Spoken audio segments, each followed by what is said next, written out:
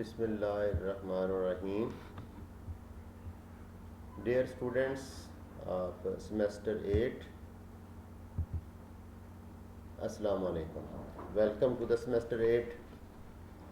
बेटा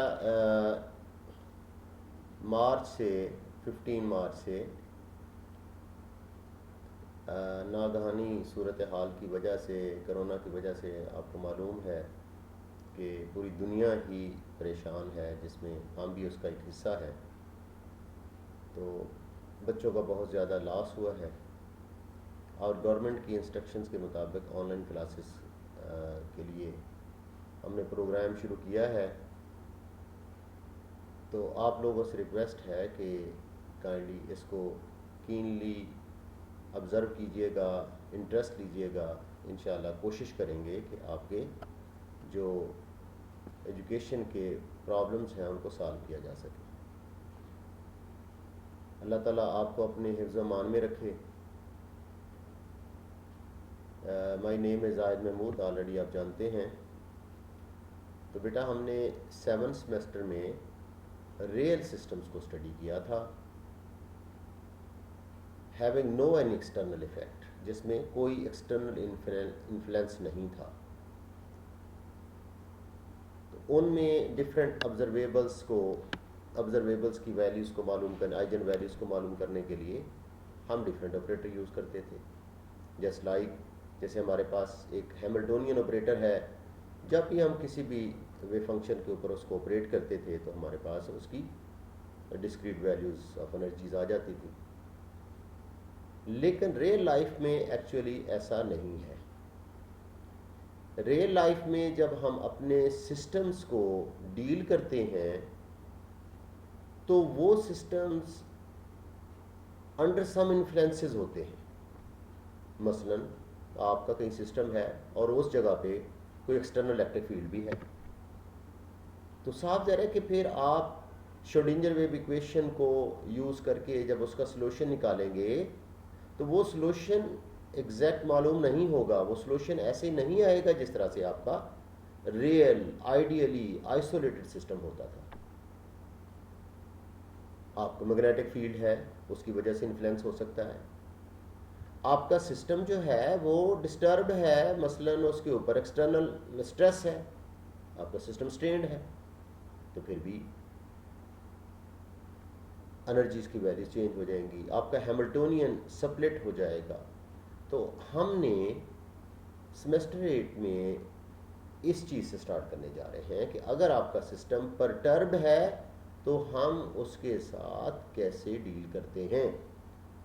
सबसे पहले इसके लिए कोशिश की थी श्रोडिंगर ने 1926 के अंदर कि अगर आपके सिस्टम परटर्ब्ड हैं, डिस्टर्ब हैं due to some external reasons, मैंने आपको बता दी वो रीजंस, एक्सटर्नल इन्फ्लुएंसेस जो हैं, वो इलेक्ट्रिक फील्ड इफेक्ट हो सकता है, वो मैग्नेटिक फील्ड इफेक्ट हो सकता है, वो कोई मैकेनिकल इफेक्ट हो सकता है और सम अदर इन्फ्लुएंसेस। ऐसे सिस्टम्स को हम कैसे डील करेंगे, इसके लिए श्रोडिंगर ने इब्तिदा की 1926 के अंदर, और लेटर ऑन फिर हम डिफरेंट अप्रॉक्सीमेशन मेथड यूज़ करते हैं।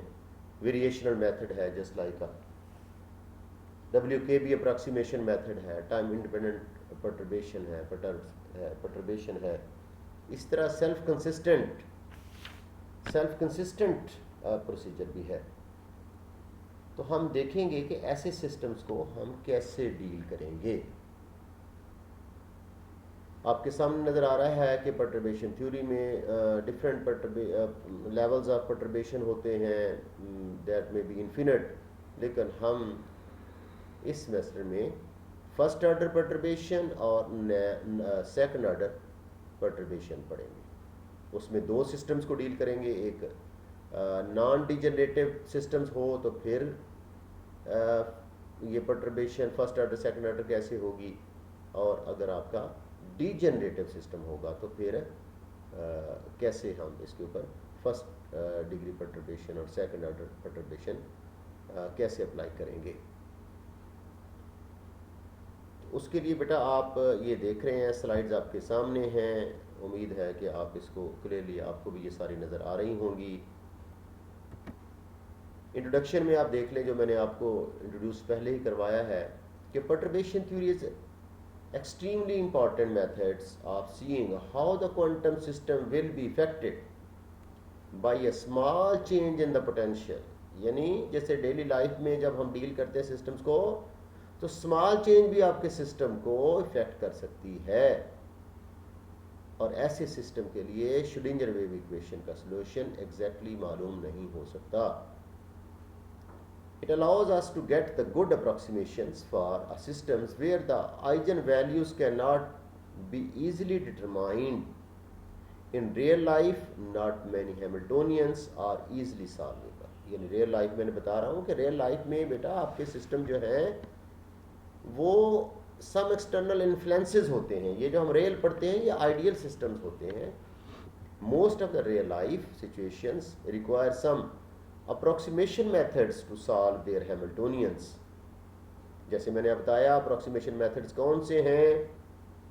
वेरिएशनल मेथड हो सकता है, WKB approximation मेथड है, इसी तरह से आपके पास सेल्फ कंसिस्टेंट मेथड है, टाइम इंडिपेंडेंट परटर्बेशन मेथड है. तो perturbation theory is one of them. इसी तरह परटर्बेशन थ्योरी उन्हीं में से एक मेथड है जो ऐसे अप्रोक्सीमेट